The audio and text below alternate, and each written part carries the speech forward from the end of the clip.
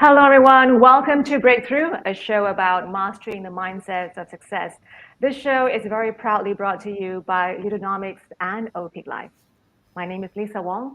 I'm a transformation coach at Opeaklife and Mindvalley and a former anchor at ESPN. Now, it's my vision to bring to you the stories of successful individuals and deep dive into how they build themselves to become the person they are so you're inspired and committed to live your best life personally and professionally. I'm very excited to introduce my guest today, Azran Osman-Rani, a business leader who is known for growing businesses and leading innovative companies that disrupt industries. He's the CEO of Naluri, a Malaysian digital health startup that he co-founded, aimed at making mental and physical health coaching accessible to everyone. Azran was the co-founding CEO of AirAsia X, led the airline from startup to IPO in 6 years, and co-founded and led the expansion of a global internet video on-demand service, iFlix, across 20 countries. He's also an inspiring business role model and sought-after speaker. He's the author of 30 Days and 30 Years. Please welcome my guest, Azran Osman-Rani. Azran, very pleased to have you on the show.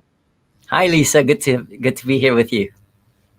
So Azran, tell us about, first up, your this desire to disrupt industries, and also kind of like put incumbents out of literally just where their comfort zone is. How do you do it, Azran? What is the zeal that drives you to do it? Where did you acquire it? When? Is it in childhood, when, or in teen, or is it your parents? Where do you get it from? Wow. I do think probably, if you go back, almost, 50 years now to my childhood, um, curiosity has always been a big part of what I do. And I definitely have to give credit to my parents who, created a culture where my siblings and I were allowed to try different things, that it was okay to fail, that it was okay to, for example, if you tried to learn a musical instrument and you didn't like it, well, okay, well, move on to something else. Um, and I think I, brought that even to, in education. I had no idea what I wanted to study, whether it was law, medicine, or accounting or engineering. I just wanted to learn a little bit about everything, because maybe I have a very short attention span. And every time I dive into something, I always think, well, are there different ways of doing things? Are there different perspectives to look at? And I get itchy, and I don't want to just think about it. I want to get my hands dirty and jump into it. Very nice, very nice. So you couldn't figure out where you wanted to go. How did it, how did you stumble down into the whole entrepreneurial path? Well, my whole life, one word: serendipity. The only thing that I was really passionate about in university was the ultimate frisbee team.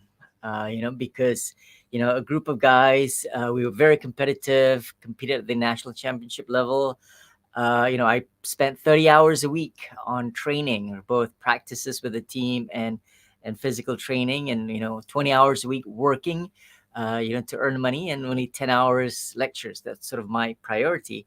And when it came to graduating, one of my seniors on the team had started in management consulting. So I learned a little bit about the field from him, and I thought, wow, this sounds interesting, because you get to work on different projects, serving clients in different industries, travel a lot, and that I thought connected with what appealed to me about discovering new things and meeting new people. So I decided, okay, that's what I want to do. Now, here's the thing: just because you're excited about something doesn't mean things are always going to be lined up nicely for you. I had 11 rejections from all the top management consulting firms, but I kept at it.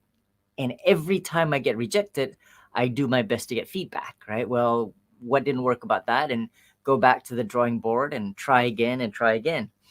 And that's how it kicked off. And I think it's that spirit of one thing, being excited about it, but not giving up at the first bump or setback, but being able to kind of push through. Wow, okay. So how many siblings did you have? Did you have to compete? Where is this perseverance coming from? I think, you know what, maybe it is. I grew up being a little kid physically, right? Also because I was born in December. So when you're 6, 7, 8 years old, you're going to be smaller in size compared to your peers who were born earlier in the year, right? So I'd get left behind with the football games and the games that the big boys play. So I ended up learning how to make up my own games and convincing the younger kids to join me. So that's, I guess, kind of how it all started, right? When you get rejected by one set of people, create your own. Very nice. What's your background, Azran? Engineering, is that right? Yeah, that's what it says on one piece of paper, but I never practiced a single day as an engineer. But it did teach me about problem solving, about, looking at something that might seem complex. How do you break it apart into manageable pieces, tackle it, and then reassemble it? I think that principle I still take with me today. Mm. You have a track record of building attacker businesses and leading teams from startup to IPO, right? In just 6 years from AirAsia X launch, the long-haul low-cost airline went from one rented airplane to an initial public offering that received US $1 billion valuation. What steered this, Azran? I mean, obviously, resilience, you're talking about perseverance, taking no for an answer, not taking no for an answer. Yeah, tell us about the journey. Tell us about the falls that you had to endure and the mistakes you Wow. made. So first of all, I think we shouldn't underestimate fortuitousness and just right timing. This airline got off the ground because we started it in 2007. That was the year that the then chairman of the Federal Reserve called irrational exuberance. There was just so much capital out there, crazy ideas. We raised over 100 million US dollars in capital on the back of a business plan. Now, had we been 6 months later, we would have never got off the ground, because 6 months after that, the global financial crisis kicked in with first, Bear Stearns and then Lehman Brothers collapsing. So one, timing is a big part, luck, never underestimate it. But secondly, for me, I think trying to do a lot of these things by myself, chances are I would probably have given up earlier or get too frustrated and get distracted with other things. So a big principle for me, it's doing these ventures with a team of co-founders that have a lot of deep respect and admiration for, and oftentimes they bring that deep industry experience. So AirAsia, for example, Moses Devanayagam, right? We worked together. Moses had been in the airline industry for 36 years when he resigned, or he retired from Malaysia Airlines to join me to build AirAsia X from scratch. So he knew every nut and bolt about an airline. iFlix with Mark Britt, who had built internet TV before in Australia, and now with my new venture, Naluri, my co-founder is Dr. Jeremy Ting, a medical doctor and healthcare system specialist. So they bring a very complementary perspective, having that deep industry experience, and I get to play the role of, having them explain to me how things work, and then saying, are there different ways of doing this, right? And having someone that you can bounce off, but they also are very open-minded. They're not like, this is the only way it can be done, but they're willing to spar and try and experiment, and that's how we build these ventures. But having a team to do that with is so crucial, instead of thinking that you somehow on your own can do all these things by yourself. Hmm. Now, you're also known to, I don't know how long you stick to a business plan and how much time you spend as a team developing that business Mm. plan, because you talked about business plans, Mm. planning it and then having a 3 to 5 year plan, but then sticking to it zealously throughout, knowing that the environment has changed, knowing that, things have just evolved and adapt. So tell us about that. Well, I've written loads of business plans in my 25, 26-year professional career. I'm pretty sure none of them actually materialize exactly according to plan. So number one, Mm. I'm clearly a terrible planner. But at the same time, though, I mean, what I've also learned is we now live in an era where it's impossible to plan or predict for what's going to happen around the corner. Let's just take the airline, for example, right? Okay, you launch in 2007, and who would have predicted the global financial crisis in 2008? Right after that, we had the Icelandic volcanic eruption in 2010, and then we start flying to Japan. There was the Tohoku earthquake, tsunami, and nuclear disaster in 2011. We start flying to Christchurch. There was the two big earthquakes there, and there were a lot of changes to government regulations, and then 2014, three black swan events in that year with three airline disasters that had a very profound effect on the market. And every other industry, same exact thing. So what I've learned is, while plans can be useful to give you that starting point, that direction, but we've got to be able to get feedback and be open about adjusting that plan much faster than what other people would normally do. So the traditional cadence of planning tends to be about a year, right? Annual planning, annual budgeting, New Year resolutions, for example. But for me, within a month or two, things have already changed. So why are we still sticking to a plan for the whole 12 months if the world has already changed?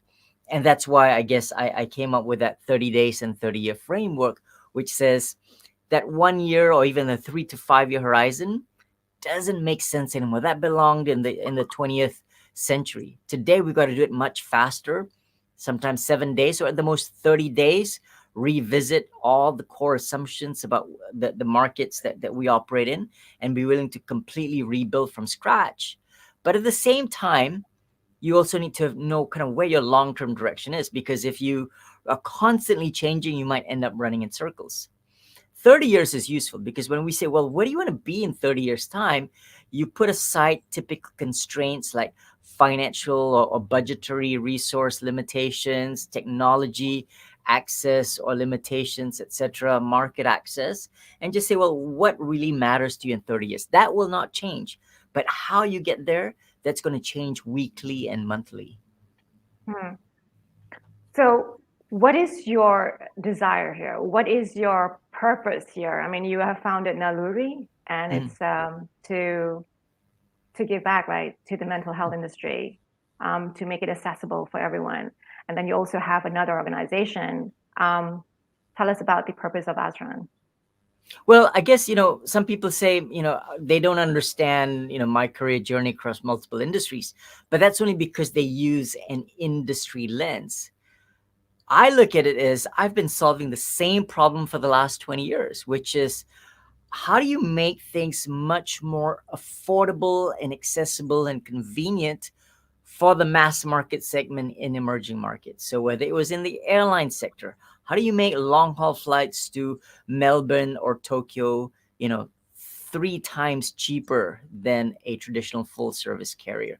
How do you make internet television, being able to access, Hollywood content or local shows at 1/10 the price of, say, a satellite or cable television subscription? And likewise now with healthcare, whether it's mental health or diabetes or hypertension, how do you make it 10 times more accessible and more affordable than, for example, private therapy sessions? So it's the same exact problem, the same lens that I look at it.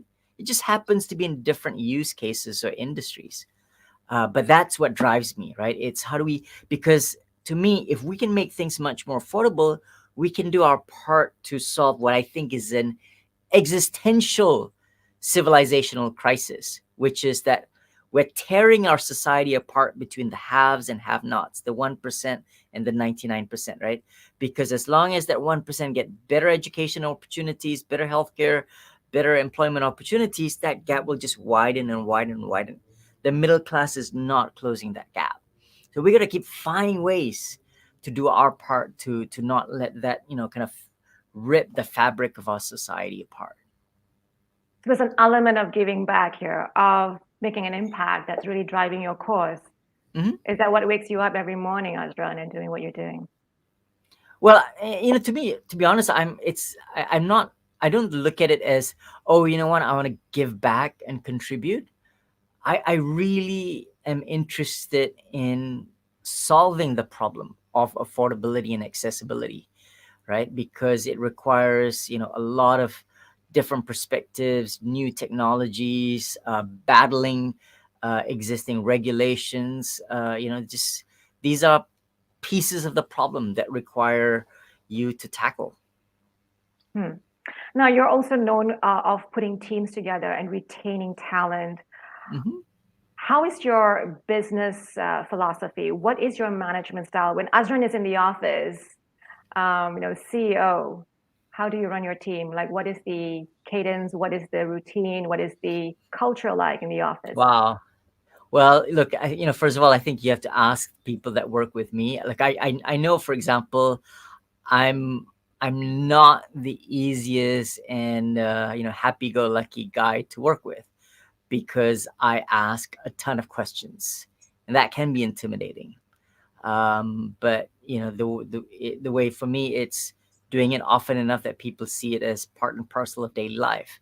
So we get together as a leadership team, for example, every day at 9 a.m., right? Our morning stand-ups, but we limit it to only 15 minutes. In 15 minutes, we got to be able to catch up and align ourselves on what are the biggest priorities for the day, and who needs to escalate issues that require kind of a multi faceted approach that we can tackle throughout the rest of the day. So I'm not a believer in long meetings, but frequent meetings, daily meetings. I think the other very important one for me in my cadence is our Friday meetings, because at the end of the day, at the end of the week, we ask ourselves three questions, right? Number one, what's worked well in this week, right? Like, what did we learn? And let's do that again. Second, what didn't go well, right? What didn't go according to expectation? Let's learn from that. But third, and probably the most important question is, okay, we learn all these things, but what are we going to do differently next week? Because for me, the best ideas don't come from long-term planning or brainstorming workshops or strategic offsites, but just the willingness to try small things differently every single week and then tweaking as you go along. Mm. How do you hire your best talents, Azran? Like your key people? What is the philosophy? What drives it? Well, I think so. I'm a big believer in understanding motivation and drivers. I let Mm. my team assess, kind of technical competency or work experience, and whether there's a fit from that dimension. I typically focus on whether people are motivated uh, in a very similar way. Are they very curious? What are the experiments that they've done? What are the one big question for me is, when was the last time they changed their mind? Right? When you think about it, it's not an easy question to answer for a lot of people, because you know we tend to kind of hold on to our beliefs, right? But number one, someone who is aware that what they used to have very firm views about one thing, but suddenly they learn new perspectives and they were willing to challenge their previously held assumption and change their mind, right? Or at the same time, when was the last time someone did something really new and challenging that required them to go back to basics, right? Simple things like that are very, very important to me, because then we know that there's real alignment on curiosity. Mm. You talk about curiosity a lot here, and the book, if I just have to round it up from how you summarized it, is Hmm. 30 Days of Curiosity and 30 Years of Purposefulness. Hmm. So, curiosity, how does it play into you? Is Azran equate curiosity? I hope so. I hope so. I think that's a very big value for me, personally, because whether it is at work, in my personal life, you meet people, uh, just kind of holding in check. What are some of the initial assumptions that I might have, initial reactions, and curiosity helps me respond intentionally to external circumstances or external people rather than reacting impulsively. Because our brains are all, as you know, Lisa, wired to, be very gut driven, right? We're quick Mm. to judge, we're quick to come to conclusions, and curiosity says, well, hang on a second, let me look at this from different angles, right? Am I missing something here? So I think that's kind of at least how I like to approach things. Mm. And purposefulness. So you obviously set Well, a purpose.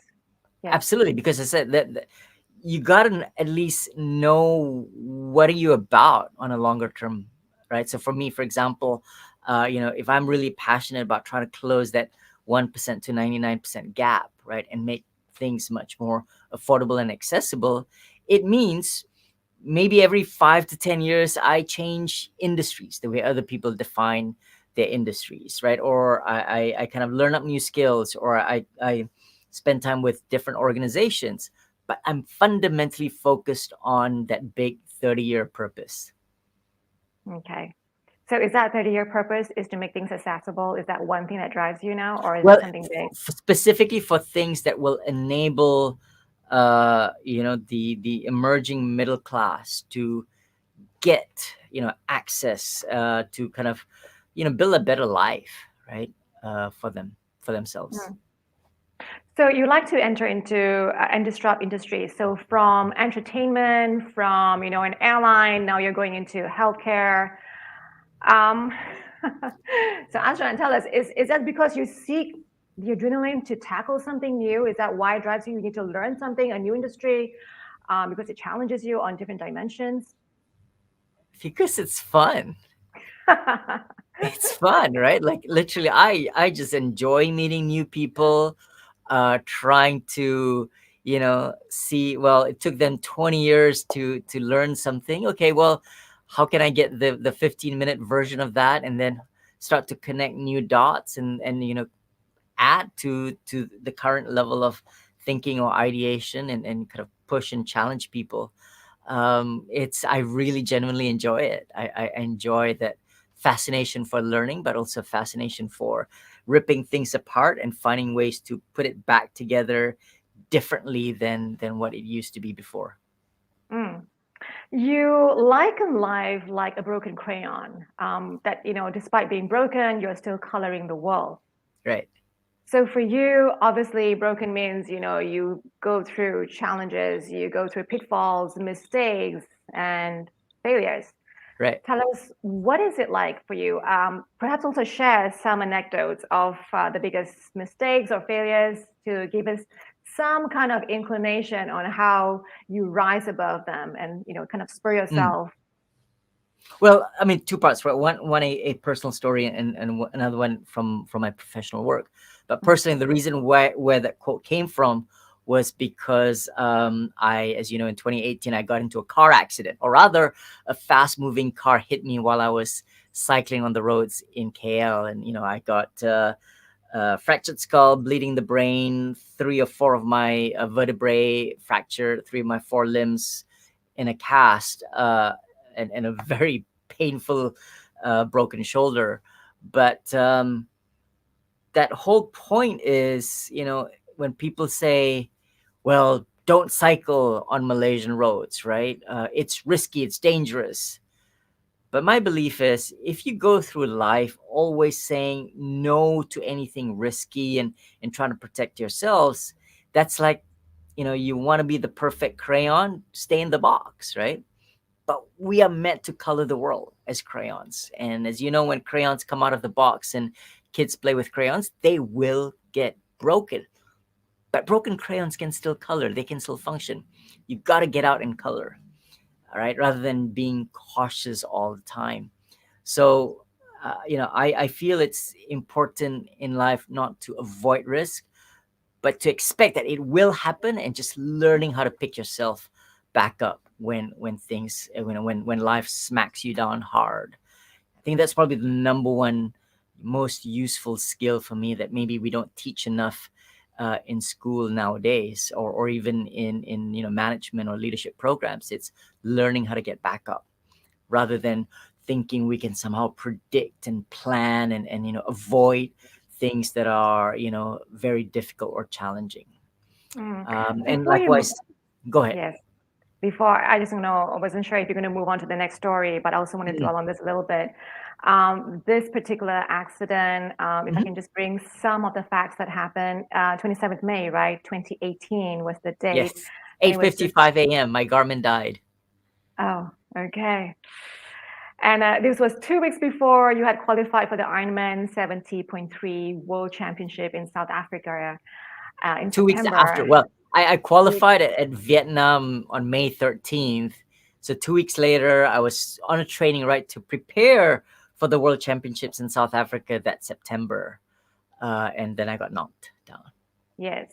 And the doctor's prognosis wasn't good, but you challenged yourself. You got back up and you were, I mean, I want you to tell us stories in between, but I just Right. want to say that in less than 6 months, you were back competing in triathlon in Malaysia Yes. in less than Yes. 6 months.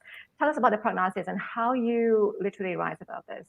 Okay. So first, here's the thing, right? It's not like somehow flash of brilliance and I become very determined and I was able to just somehow, go from hospital bed back to triathlon. In fact, the first few days I was just lying helplessly in bed.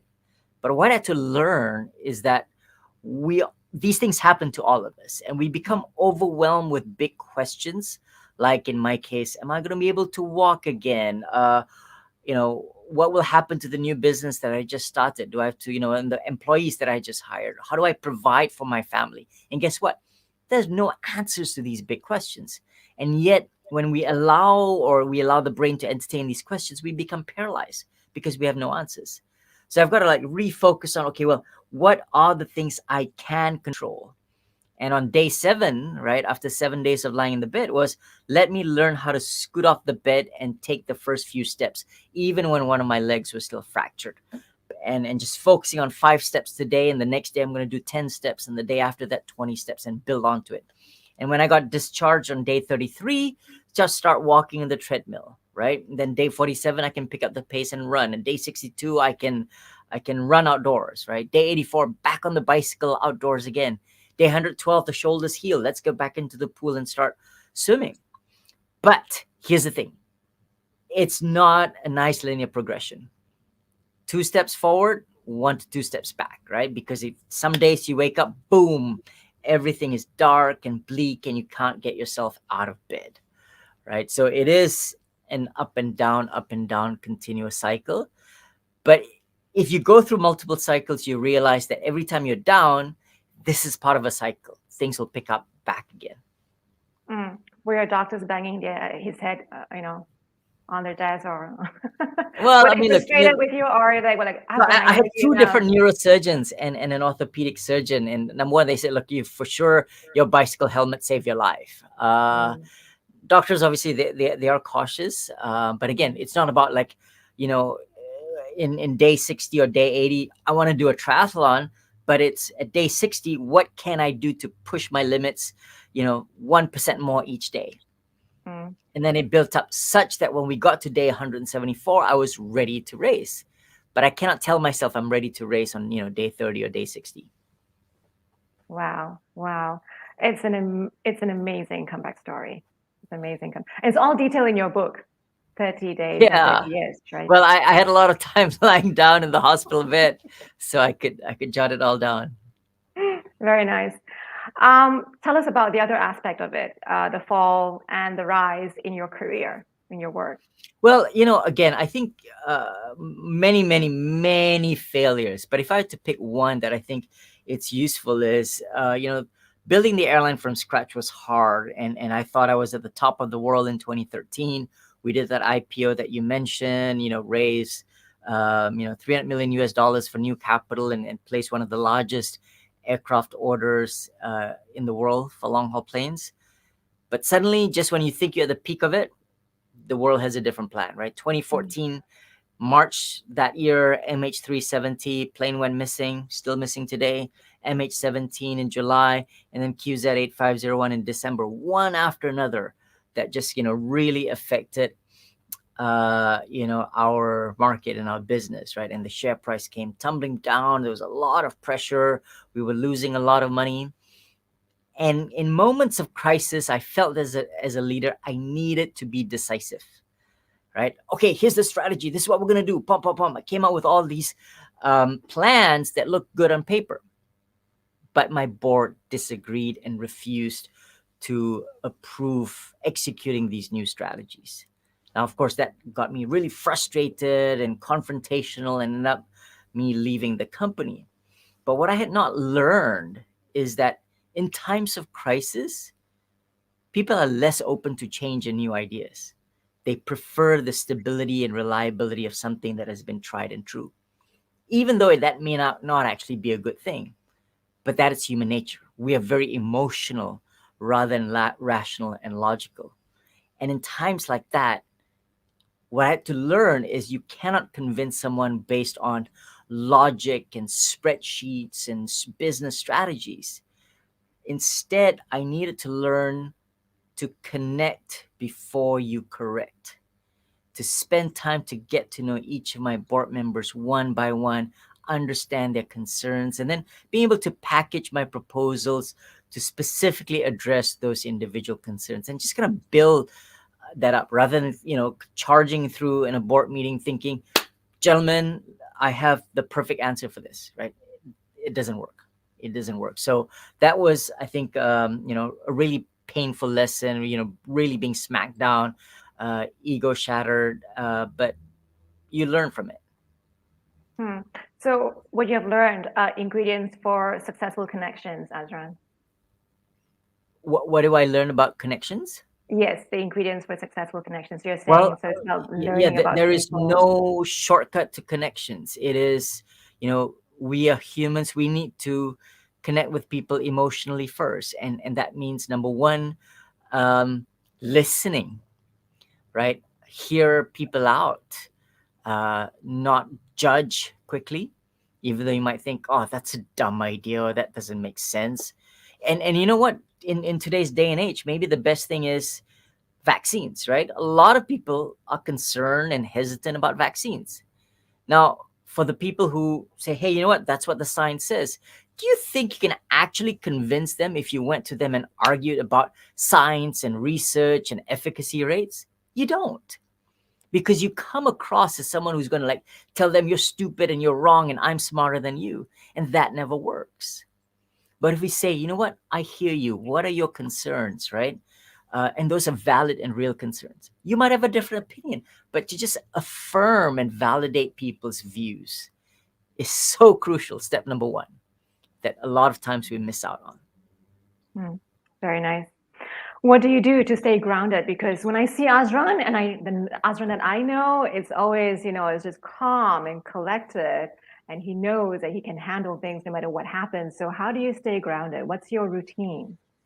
Well, look, clearly that is not true, right? I go through a lot of I have anxiety attacks. I've got panic attacks, right? But again, I learn from breathing techniques, focus techniques, so that when they happen, when not if, but when they happen, I at least have some things I can do with it. More importantly for me, it's a support network.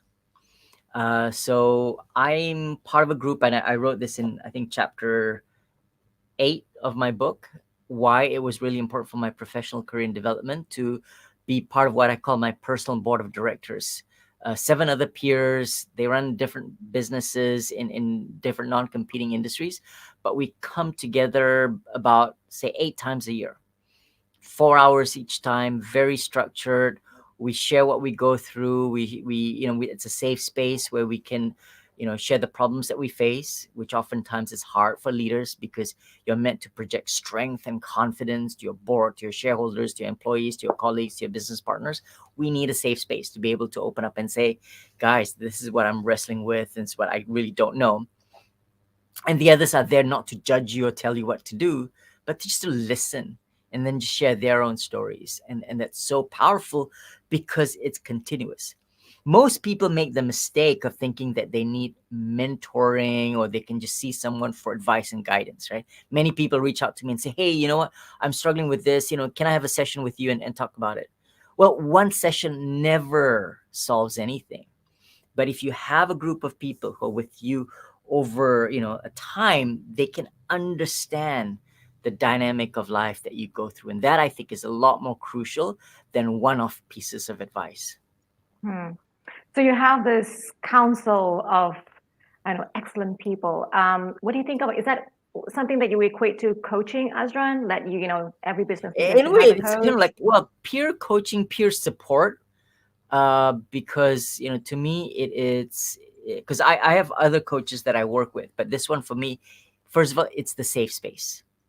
It's a safe space where we can open up to people who understand exactly what we go through because they're in very similar situations, and we're all trained, right, to how do you listen, how do you be present, how do you share experiences without judging and without telling people what to do.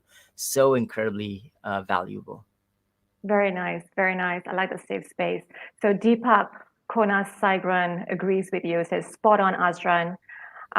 So Azran, you're saying that you have this peer group that you connect and exchange stories and tales, and then also Right. help and motivate each other along. You Right. did mention just now that you also have coaches that you work with. Yes. Yes, you do. Okay. Is that something that you acquire because every business leader should have a coach? Is that what you would propose and advocate? Oh, definitely. Yeah, for sure. Because whether it's an executive coach, when I ran the airline, very useful. Sometimes monthly sessions, sometimes quarterly sessions, but just, we often talk about, yeah, I got to do this. But it's actually very hard to hold ourselves truly accountable to it. But when we know, look, you know what, next month I got to see this person that I've just shared. Yeah, this is the problem I'm facing. And yes, this is what I want to do about it. I better do it. Right? Because otherwise, we will just be kidding ourselves, right? So, and it was that same principle for me that I gathered when I worked with my running coach, or swimming coach, or triathlon coach. It's that process, right? Like on your own, it's that much harder to learn when am I making improvements, when do I need to step back, when do I need to push harder. But as you share your progress with someone who's trained to coach as you are, Lisa, there's incredible value there that we don't otherwise benefit from just somehow trying to get through on our own. Absolutely, I totally agree with you on this one. Now, in your Ironman pursuit, so you have something coming up. Oh, well, yeah, it's over 2 years now of no racing, so very, very rusty. But the first race will be the Ironman 70.3 Desaru. It's the first time it will be held in Desaru. We usually have only one Ironman race in Langkawi. That's usually in October or November. But this one was meant to have, it was supposed to be April 2020, got postponed to later that year, got postponed to 2021. And now, hopefully, fingers crossed, July 2022, we get to race again. So I'm really excited about that. Tell us, how do you associate or even link the sport, right? Azran, the sports athlete, and Azran, the business leader. Like there must be overlapping tributes and values that you bring Sure. from what you excel in sports into Right. your leadership. Sure. Well, number one, both are very performance and goal oriented, right? You've got very clear goals, you're very performance driven, and so you know where you need to go to. And it's about how do you get there in a very structured way. So one very important principle that we learn in sports that I think is also very powerful in business is that there are specific days where you push hard, the specific days where you tone back, and the specific days that you must rest, right? Because, for example, right, if you want to build muscle and if you went to the gym every single day, all you're going to get are sore muscles, because our muscles don't grow when we go to the gym. They grow when we sleep at night and we get enough rest and recovery. Same thing at work, right? Because if you're working 7 days a week, or you're constantly working from, like 12, 15 hours every day, you get tired and fatigued. And over time, what that means is it takes you 4 hours to do a task that you would normally be able to do in 1 hour if you are fresh and focused, right? So rest and recovery is a very important principle towards being able to push and achieve higher levels of performance.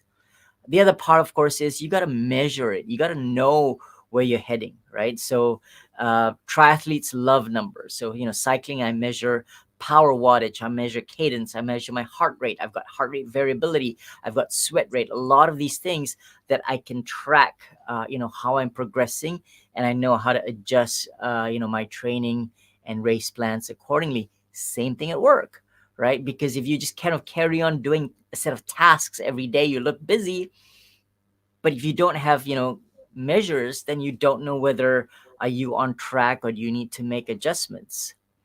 So that's, I think, another very important parallel. And lastly, for me, even though triathlon is an individual sport, it's very much a team culture.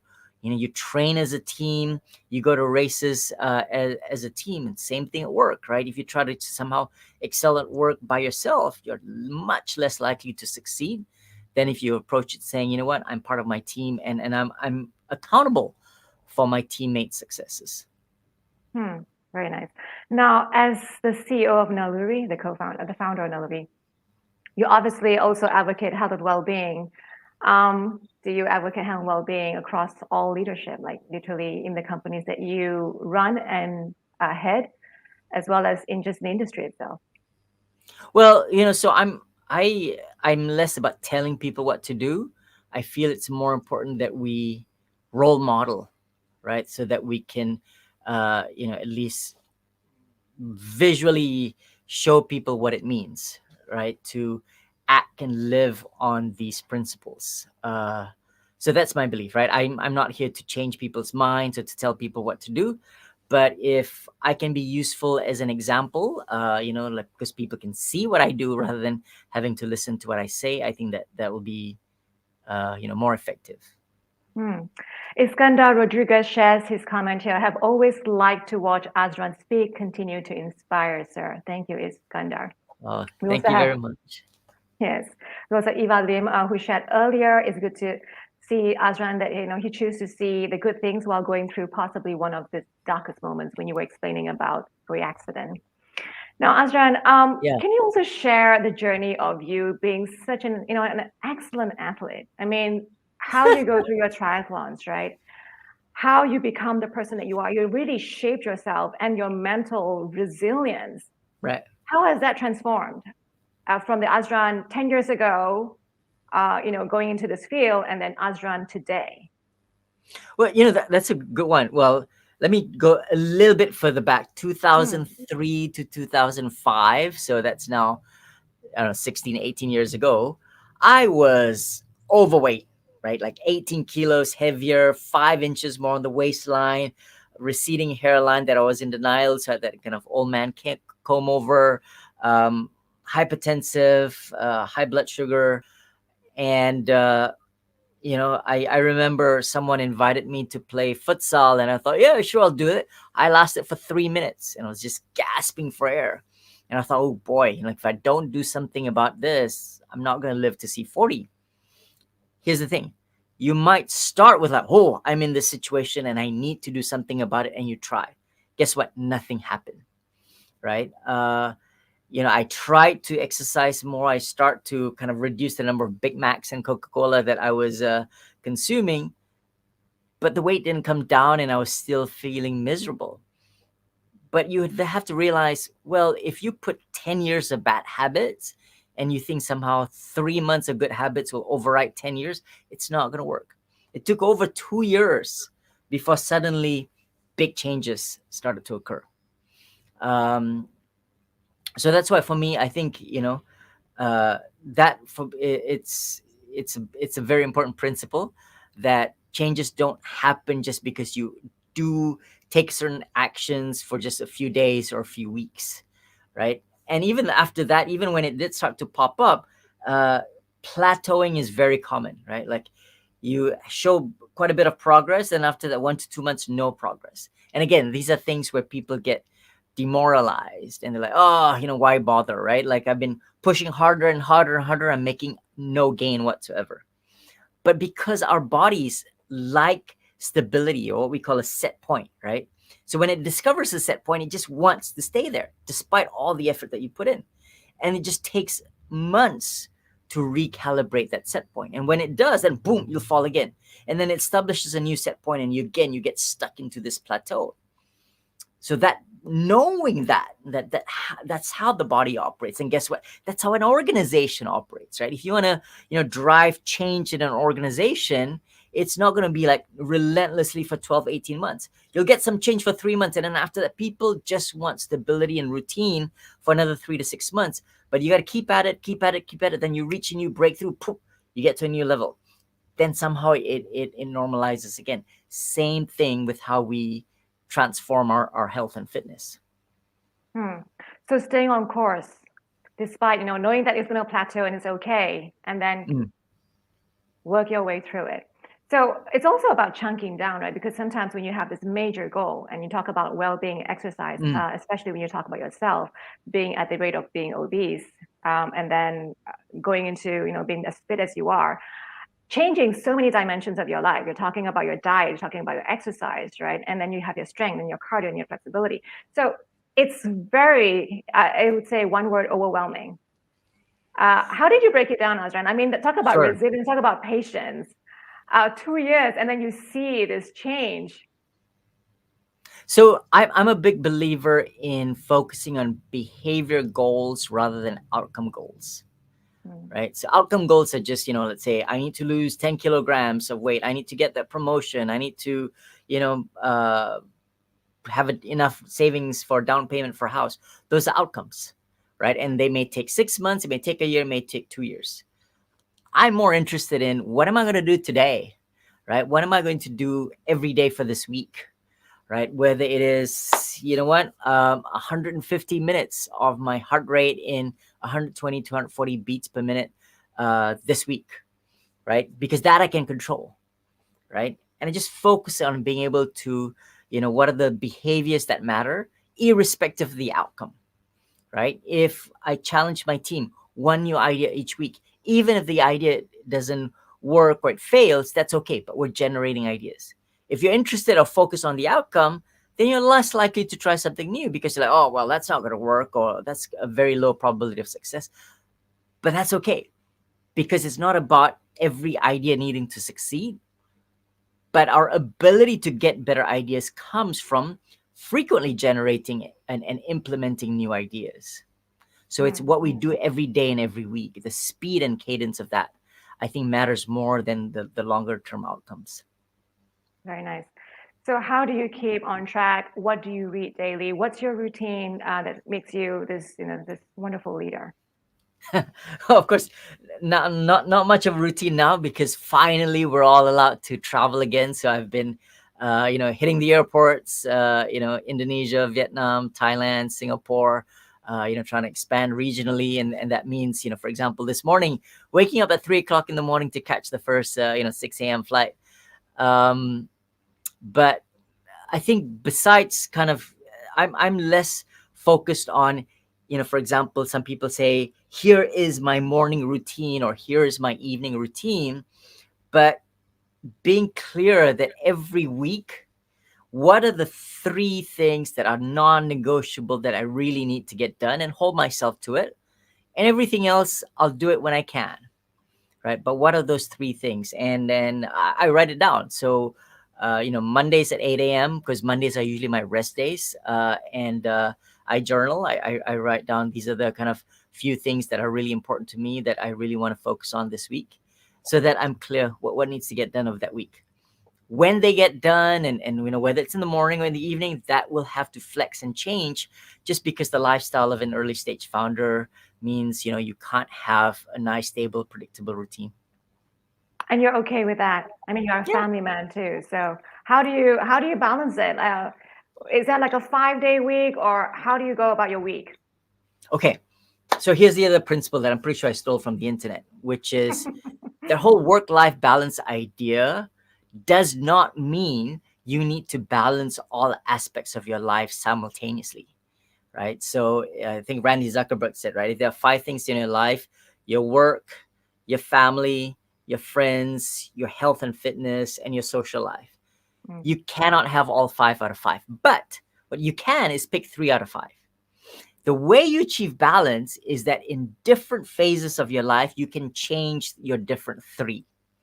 So if, for example, this quarter we're trying to raise our funding, I've got to really focus on work, I'm going to sacrifice sleep and sacrifice my social life, right? So I'm going to focus on work. I'm going to focus on exercise because I need to build up my energy to deal with work. And whatever free time I have left, I'm going to focus on family. But after that, we complete the fundraising round. I'm going to rebalance and spend more time with friends, less on work, and more time on sleep, etc.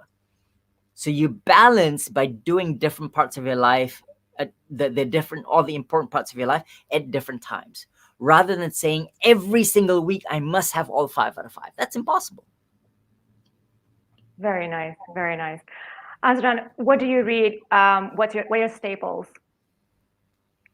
Well, besides my book, no, look, I think I read a lot. I love physical books, especially now when I get to fly on the plane again, because I love not having to switch on my phone or my devices.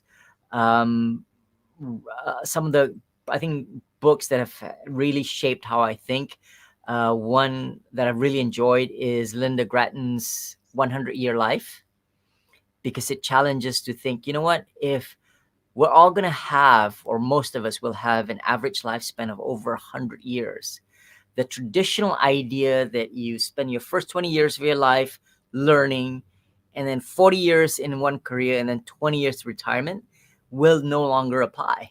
One, because if you're going to live to 100, you cannot financially have enough to sustain a retirement for 40 years without any sources of income. Two, no career is going to be unchanged over 20, 30, 40 years. Complete industries and careers and jobs are going to be upended every 5 to 6 years, which means there'll be peaks of our parts of our life that we're going to be in sort of earning mode. And then we're going to have to relearn, which means we're going to drop our earnings, but focus on completely learning new skills and building it out. There'll be social networks. Even family structures will change, because the idea that somehow everything is going to be same family, same friends, same job over 100 years or even 50, 60 years is just nonsensical. Wow. Okay. So I presume that you're reading this book because you believe, what is the age that you see yourself living up to? Oh, well past 100. Very nice. Very nice. Who do you listen to on podcasts? Right now, Andrew Huberman. He's sort of like a neuroscientist from Stanford, but he's a big believer in making science more accessible daily, just kind of turning complex scientific thought into kind of everyday practices. Let me see. So there's another one called the creative podcast, a host who just kind of shares people with different ideas. Some might be professional, some might be in the arts, some even in sports, but just kind of creativity. It's very fascinating to hear stories of people doing really amazing things. Very nice. How do you receive your news of the world, whatever happened? When I'm talking about hard news. Twitter. Okay. It's just nice in small chunks. Is that nice right? in small chunks, yes. Okay. Thank you so much, Azran, for being on the show. I mean, it's been so enlightening to talk to you. It was a pleasure to have you on the show. How can people connect with you if they want to kind of stay in touch and know what's developing in your life?